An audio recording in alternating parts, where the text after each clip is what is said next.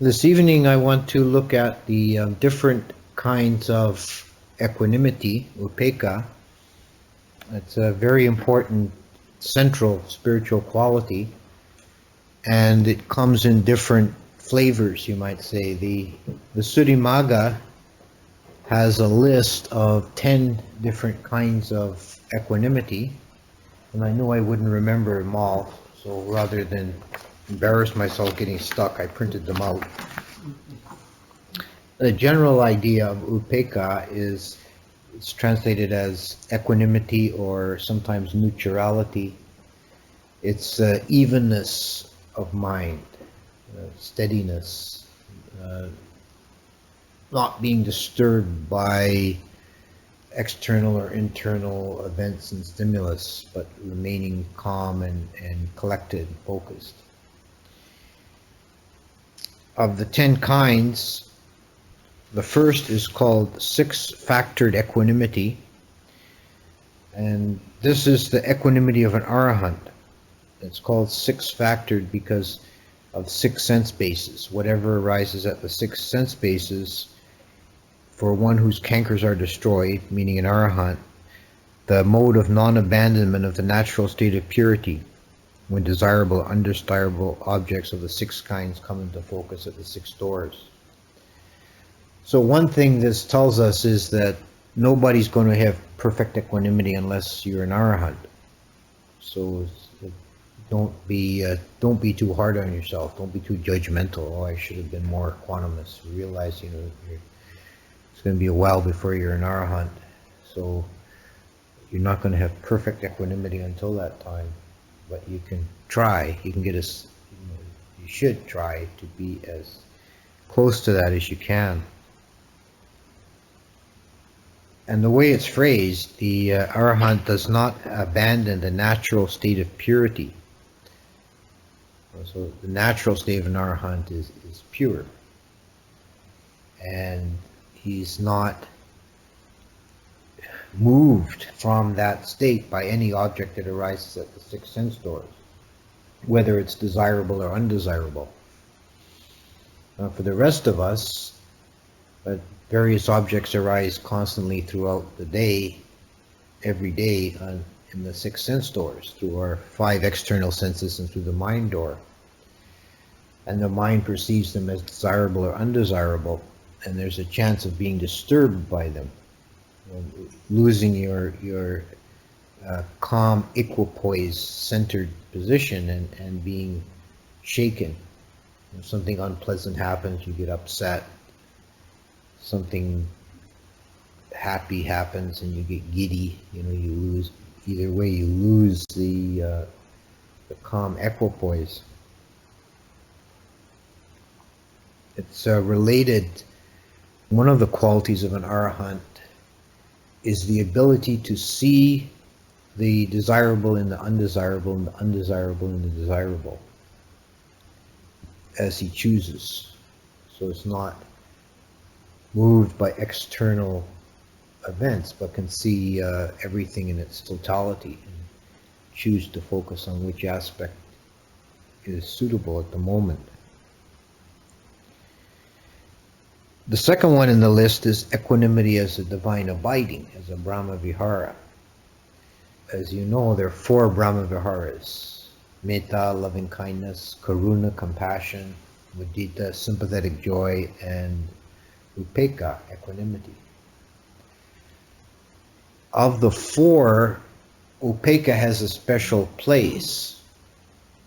The way the Visuddhimagga talks about it, it could be described as the grad school of Brahma Viharas. That the recommendation in the Visuddhimagga is first you gain mastery in at least one of the other 3, meaning ease of entering jhana before you practice equanimity. That advice is probably overly restrictive. It represents a sort of developed rigid system that is expressed in the formal scholastic kind of system represented in the Visuddhimagga, which is quite a late text. I don't think you have to take that literally. I don't think you have to refrain from trying to practice equanimity before you master one of the other three. But it does express a reality that it transcends the other three, so it's more refined and more subtle, and hence more difficult to actually practice. The other three are all of a piece. They all represent variations on the same theme. You practice Brahmavihara metta, you're establishing well-wishing towards all beings. May beings be well and happy. And if you practice karuna, you're developing a wish that beings do not suffer. And mudita is the wish that beings continue to enjoy their happiness. So what these have in common is there's some aspiration. So there's some intention in the mind to change things as they are, so beings can be happy and not suffer and so forth. Upekkha is different in that there's no intention expressed. It's simply a recognition and acceptance of beings as they are. The traditional formula for that contemplation is all beings are the owners of their karma, heirs of their karma, abide supported by their karma, and so forth. It's related to recognizing that whether beings are enjoying happiness or suffering, it's a result of their karma. So there's nothing more than simply a recognition of the fact this is the reality. That traditional contemplation is rather abstract and theoretical, difficult to hold in the mind, to grasp.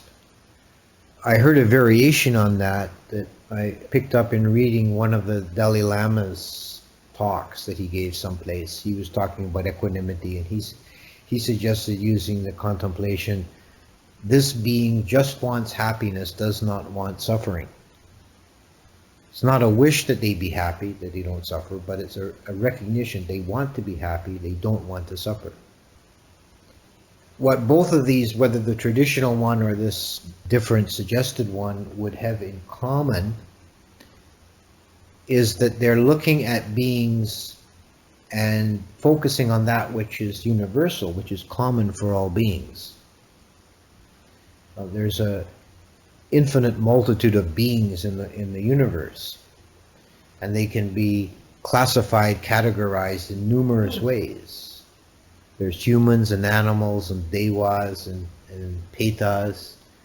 There's male and female. There's large and small, old and young, strong and weak, near and far.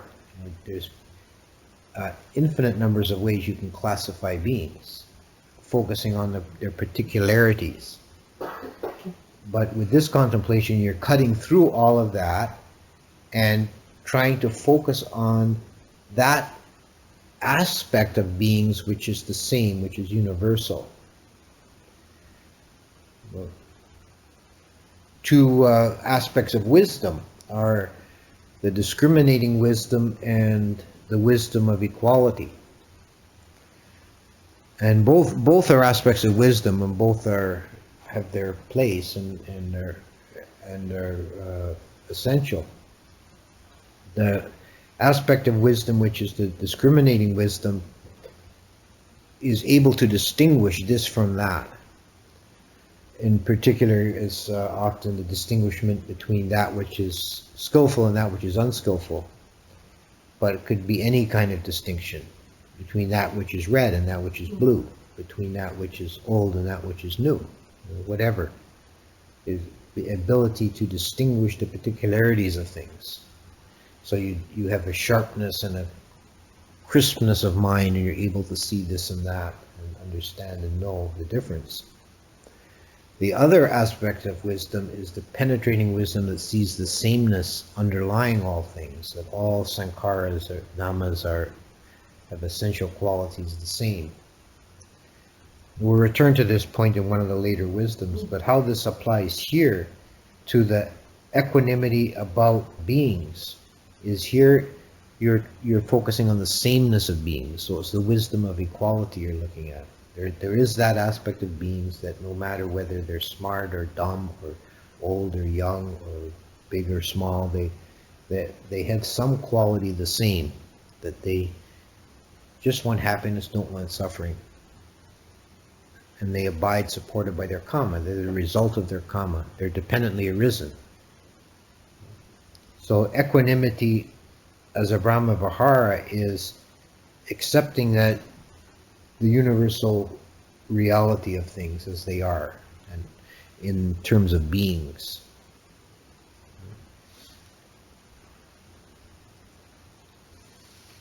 The third one in the list is equanimity as an enlightenment factor. As one of the 7 enlightenment factors, or bojjhanga, which could be translated as wings of awakening.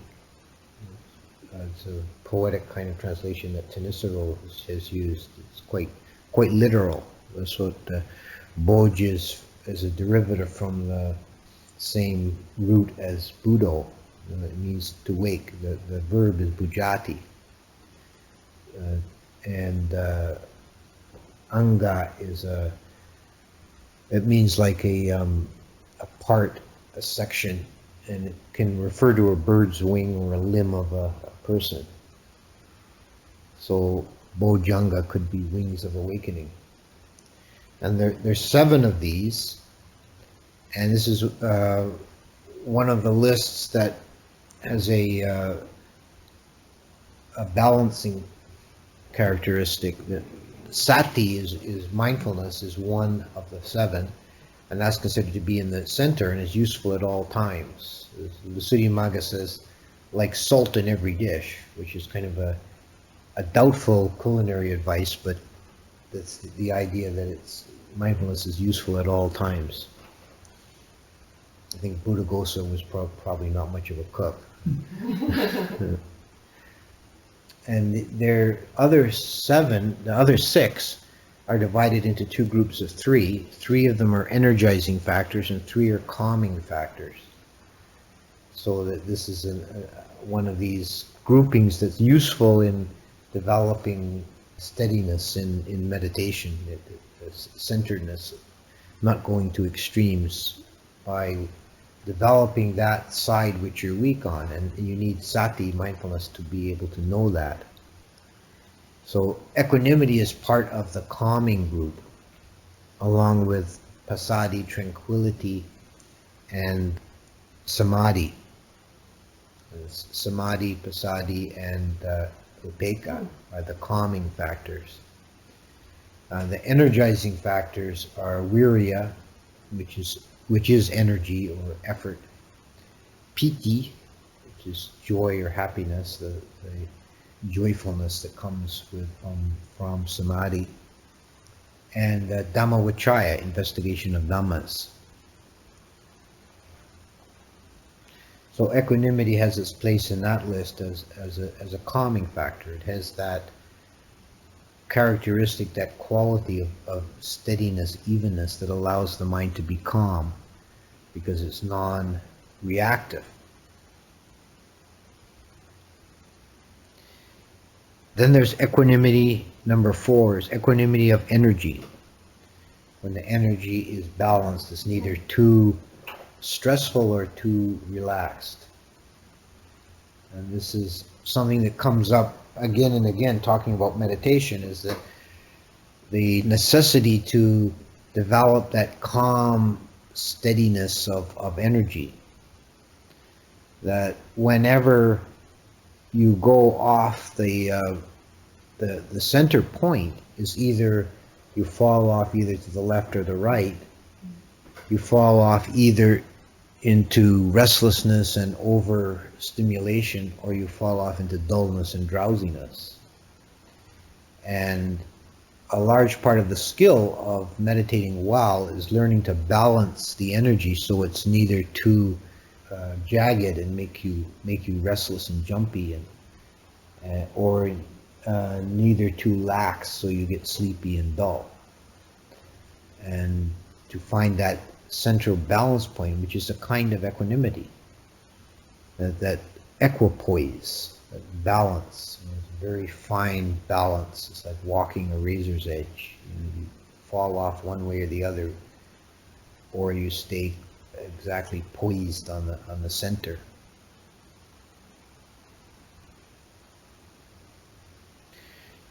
The fifth one given on this list is equanimity about formations,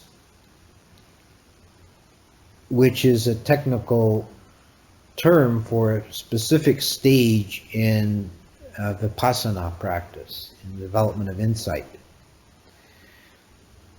And a lot can be said about this state of mind. It's a very important state in the development of a meditator. In developing insight, there's a long list of stages. There's 20-something stages that are listed in the commentaries, and Mahasi Sayadaw has written extensively about the stages of insight, that the mind goes through different states of mind as it develops further and further.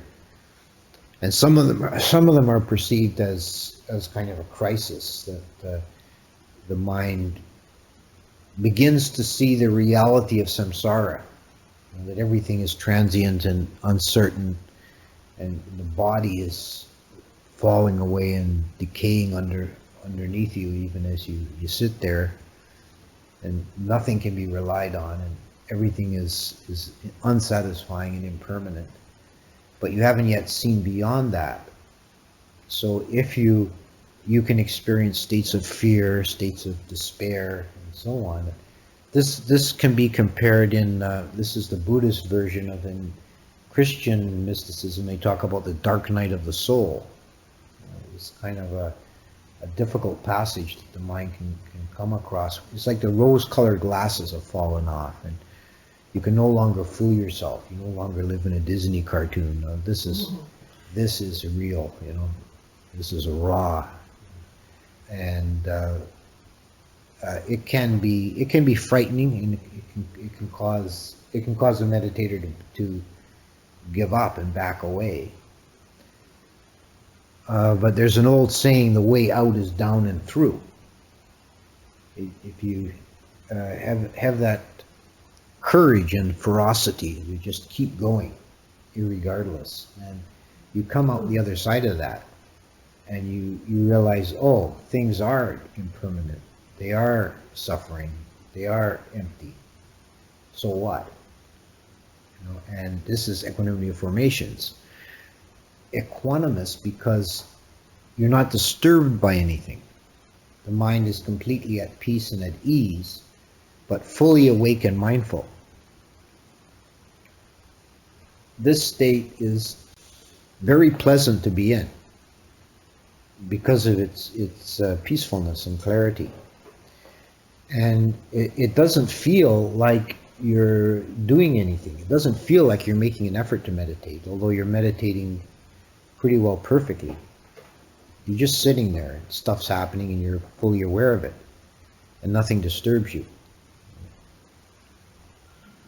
And it doesn't matter whether it's something wonderful or something terrifying. You just see it as another object. It's just an impermanent, suffering, empty. And it just passes through. And the mind is quite clear and calm. And it's very purifying and healing for the body and mind to sit in that state.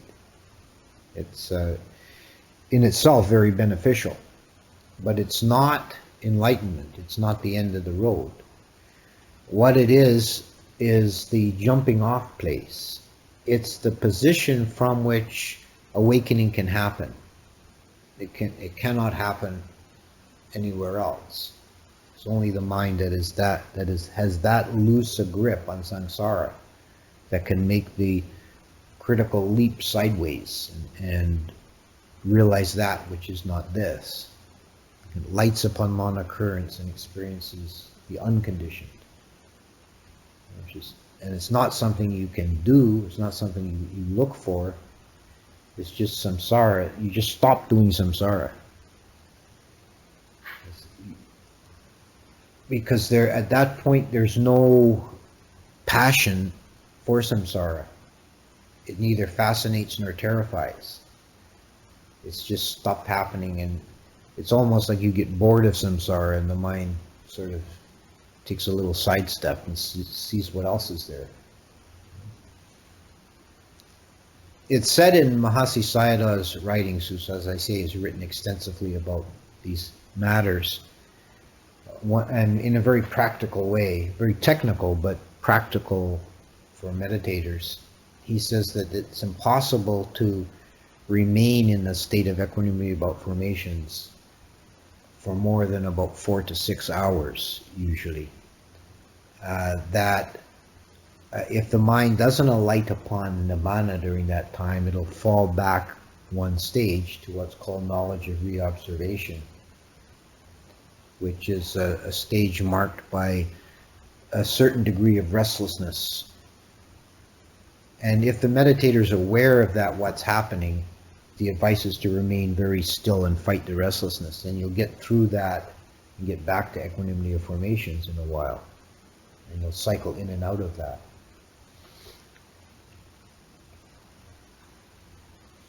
So that's a very important technical concept in the meditation path, is equanimity about formations. Number 6 is given as equanimity as a feeling, neither pleasant nor unpleasant feeling.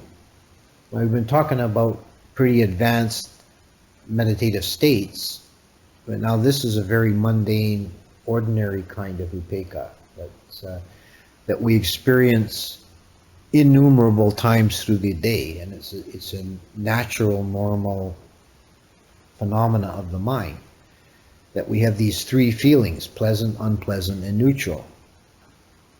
And neutral feeling is an aspect of equanimity, because the mind takes an object, is not moved by it. If you're not fully mindful of pleasant feelings, that leads to craving and desire. If you're not fully mindful of unpleasant feelings, that leads to ill will and anger. If you're not fully mindful of neutral feeling, that leads to delusion and dullness. Neutral feelings are very subtle and difficult to notice, because they are neutral, they don't stand out. I feel like a strong pleasant feeling or a strong unpleasant feeling is obvious. Pain and pleasure, and they're the kind of motivating forces of unenlightened worldlings, beings in the world. They're pushed and pulled by pain and pleasure, but neutrality is just there. And I think probably if you were able to keep a tally, a running total during the day of all your feelings at each moment, pleasant, neutral, unpleasant, pleasant, neutral, and keep a running total, I would bet that most times neutral feelings would be the biggest category. Things just boring old neutral. It's neither really good, neither really bad. There's also some, should mention, there's also some controversy whether there is such a thing as a purely neutral, 0-point neutral feeling, or whether it refers to a spectrum of mildly pleasant to mildly unpleasant. There may be some slight reaction of the mind one way or the other. Leave that to the Abhidhamma controversialists to hash that out. I don't think it's really a very practical point, but except that if you're trying to look at feelings in meditation, you can take that classification of very mild feelings as neutral. that can be useful to realize this subtle movement of the mind.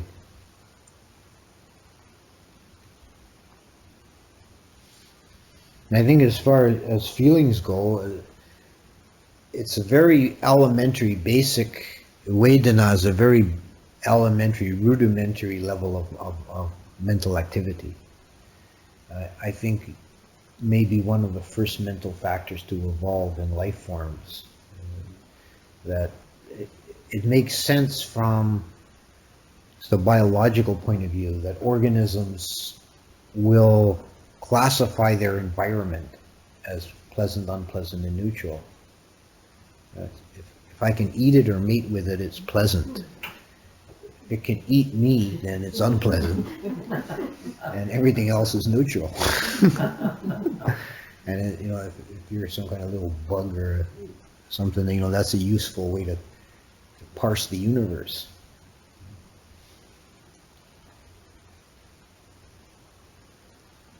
Then the seventh one is given as equanimity about insight, neutrality about observation, what exists, what has become, that he abandons, and he obtains equanimity.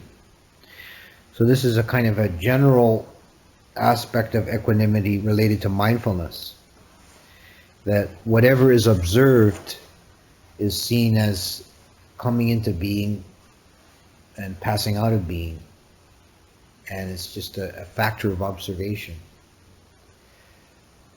And this is something that the kind of equanimity that comes from being centered in the citta. That if you're centered in the knowing mind, that which knows, then all the phenomena that's passing through the mind is not identified with, not attached to, not validated or believed in, then the mind is at peace. That where we get into trouble is when we identify with and validate our mental reactions, our mental formations. If anger arises in the mind, then if you're centered in the citta, you just see that as a mental phenomenon of anger, and it passes quickly because you're not identifying with it, you're not feeding it. But if you go into it and identify with it and have the implicit assumption, I am the anger, and you validate it, you find reasons to justify it, then it persists and becomes dominant in the mind and causes you suffering. And the same with all the other passions and emotions that run through the mind. If you're able to just see them as mental factors, it's not me, not mine. This is just something I'm observing. Think of them as weather storming, raging outside the window. You're in a nice, cozy, warm cabin looking out the window, fire's crackling, you're looking out the window at the blizzard roaring by. You're aware of it, but it doesn't affect you.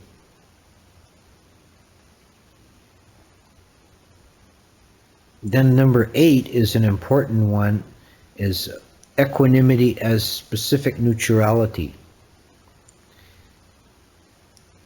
This is the mental factor. It's one of the 50 chittasakas, one of the 50 mental factors analyzed in the Abhidhamma. And it's the specific kind of upekkha that applies in mindfulness, expressed in terms of a single mind moment. Now, this is a factor that arises associated with a mindful awareness. One of the factors is specific neutrality. That's Bhikkhu Bodhi's translation, and it's become pretty well standard because it's a very good translation. It's what it means. It means you're neutral about this specific thing. The Pali is Tatra Majjhatthata, and if you break it down, what it literally, the root the roots of the different parts of the compound mean is the state of being in the middle about that. The state of middleness, or being in the middle about that. Tatra means that. So we're not just being generally in the middle in a fuzzy way, but we're being in the middle about that. And that is whatever the object is at this moment. That's why the specific in specific neutrality comes in and is very important.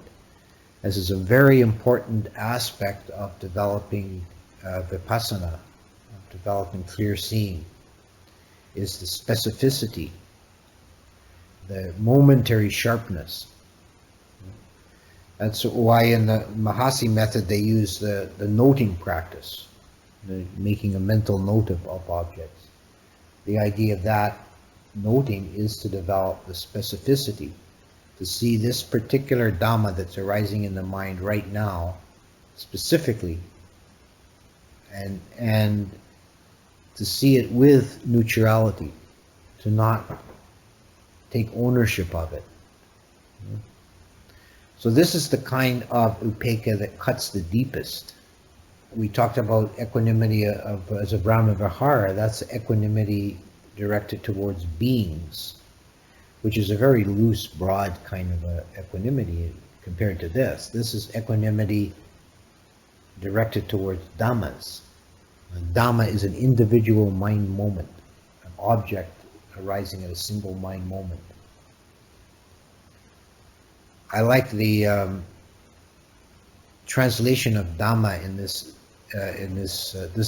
meaning by the Russian scholar Sherbatsky. He calls a point instant. Is the sort of the simplest, most basic level of reality you can find. Is one object for one moment right now, and when it arises to the mind, you're specifically aware of it, you're keenly aware of it, and you're neutral. It doesn't sway you one way or the other, either to attraction or repulsion. And then you have tatra majjhatthata, specific neutrality.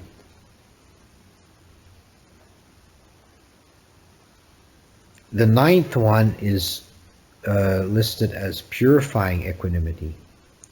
Equanimity purified of all opposition, and so consisting in uninterestedness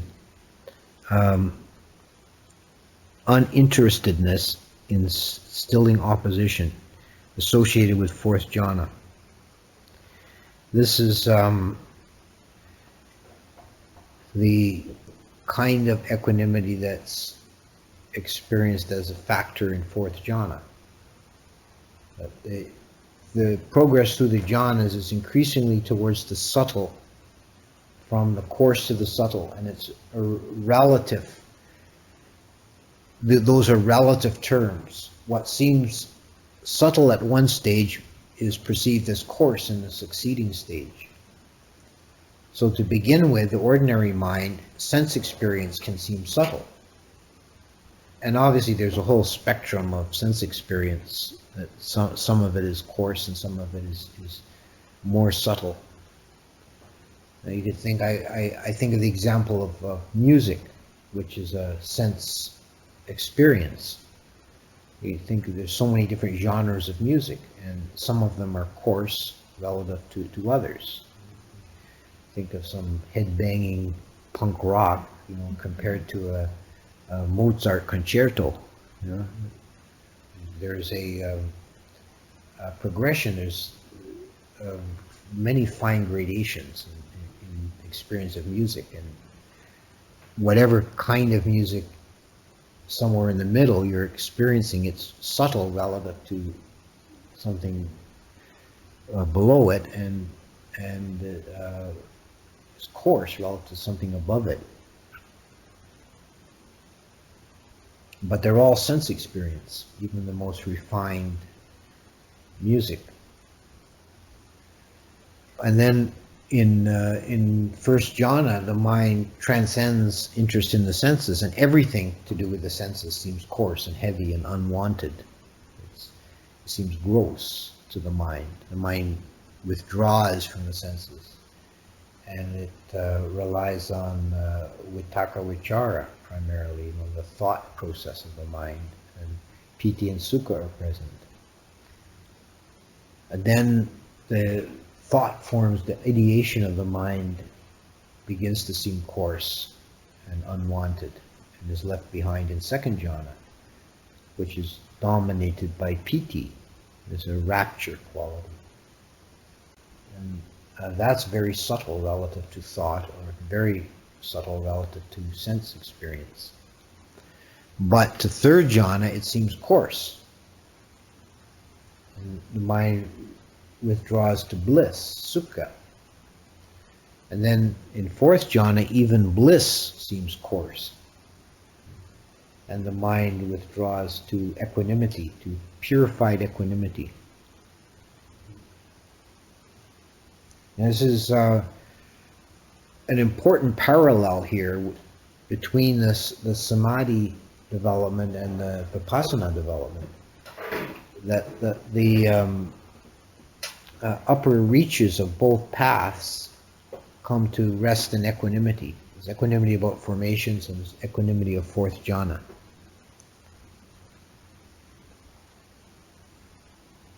And there's this parallel is brought out by some of the modern meditation writers.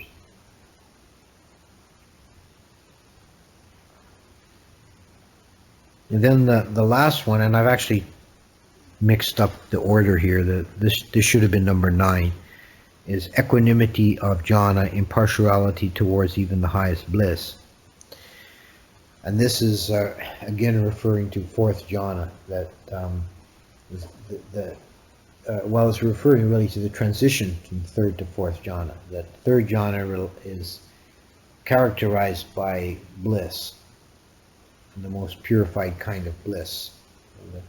The most blissful beings in the whole universe are the Brahma gods of third jhana level. The most beautiful sound in the universe is heard on the second jhana level, where the beings cry out in beautiful musical voices, Aho Sukho, oh the happiness. But the ones in the third jhana level are too blissed out to make a noise. They're just silent, but they're the happiest, who experience the deepest happiness. But then the fourth jhana level transcends even that to rest in purified equanimity. One of the poetic tropes about the equanimity of fourth jhana is sukham parasukham, the bliss beyond bliss. So the happiness beyond happiness. You sort of maxed out the happiness and gone beyond that, transcended that into utter peacefulness. So there's all these different kinds of equanimity. But then the Visuddhimagga goes on to simplify this list and says that equanimity of energy and equanimity as a feeling are categories on their own, and the rest can be reduced into just two qualities: specific neutrality and equanimity about formations. No, I'm not really totally convinced by that simplification, but there is certainly a considerable overlap in the list. And this list doesn't even exhaust all the uses of equanimity that's found in the Buddhist teachings. There's equanimity as a paramita, as a parami. One of the 10 perfections of the Buddha was equanimity. And this is demonstrated in some of the Jataka stories, where he's an ascetic being tortured by an evil king and getting boiling oil poured on him and his limbs chopped off and so on, and he doesn't disturb his mind. He's still at peace. It's the perfection of equanimity.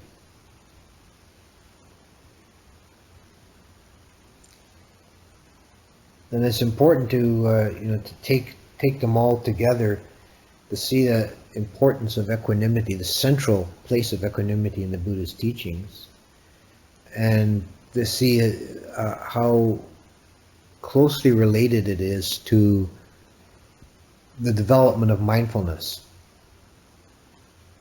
That upekkha as a spiritual quality must be awake and mindful.